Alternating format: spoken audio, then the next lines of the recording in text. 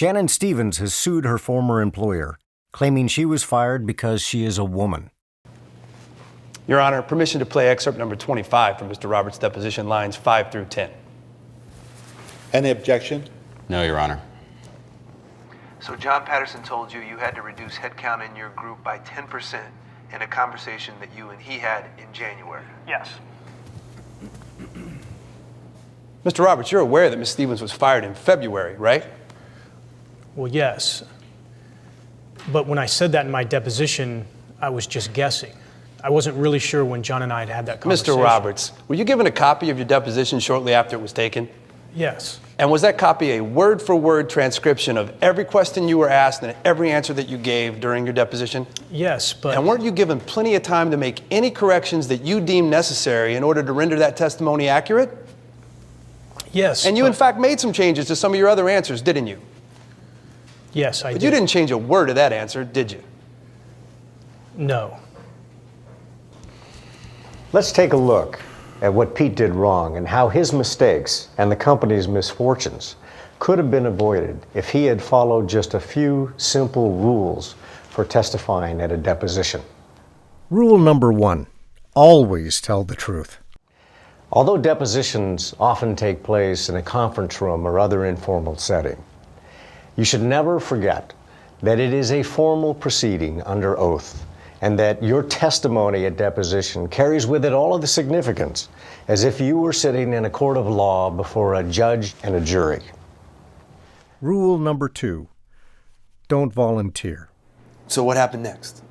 Well, one day John Patterson came to me and said, we need to reduce the company's headcount, and you have got to cut your group by 10%. Did he?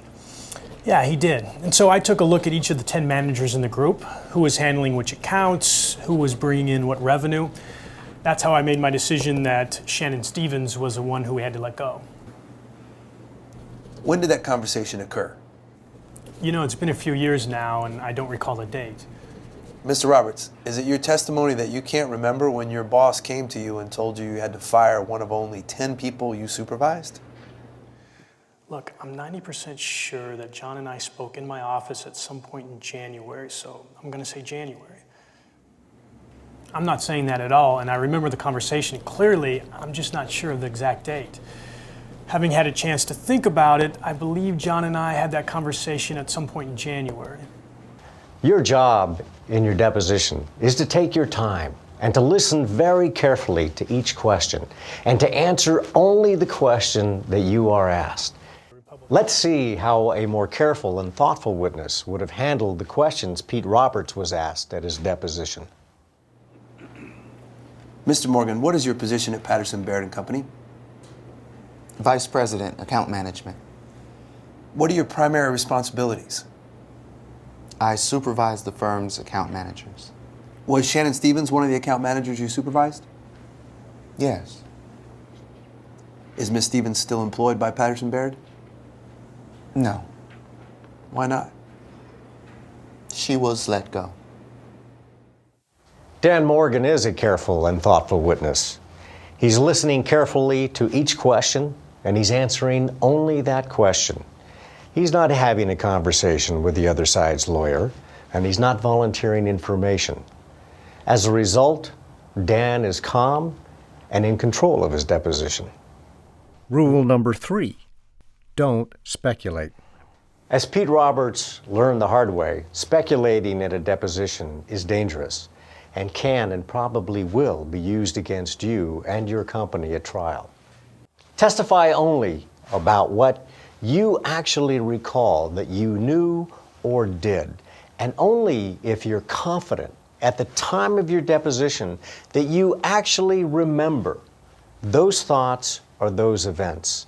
And if you do that, you'll stay on solid ground. Rule number 4, read the documents. Witnesses often fail to read carefully documents they are shown before they begin answering questions. Let's see how a careful witness handles some questions about documents in his deposition.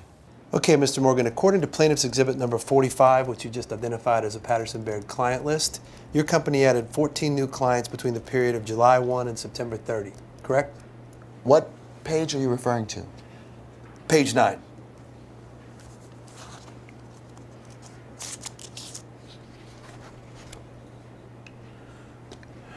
This document states on page 9 that Patterson Baird added 12 new clients between July 1 and September 30. Rule number 5, listen to your lawyer. When your lawyer objects to a question, listen to the objection. Because in that objection, your lawyer may be able to give you clues about what the problem with the question may be. You can use those clues to help you answer the question. Did anyone from Republic Airlines ever complain to you about your failure to deliver an ad spot in time to be broadcast on a particular television program? Objection, vague and ambiguous, and lacks foundation. I don't recall that. Are you saying no one at Republic Airlines ever made such a complaint during the entire 12 years the company was your client? Objection, vague and ambiguous, lacks foundation, and asked and answered. Your question is difficult to answer because it is so general. Could you be more specific with regards to the time frame, ad spot, or the television program?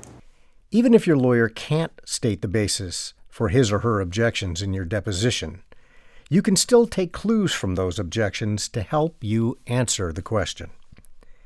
You now know several of the most common types of problems with deposition questions. Questions that ask you to speculate or guess. Questions that lack foundation. Questions that have been asked and answered, and questions that are vague or ambiguous.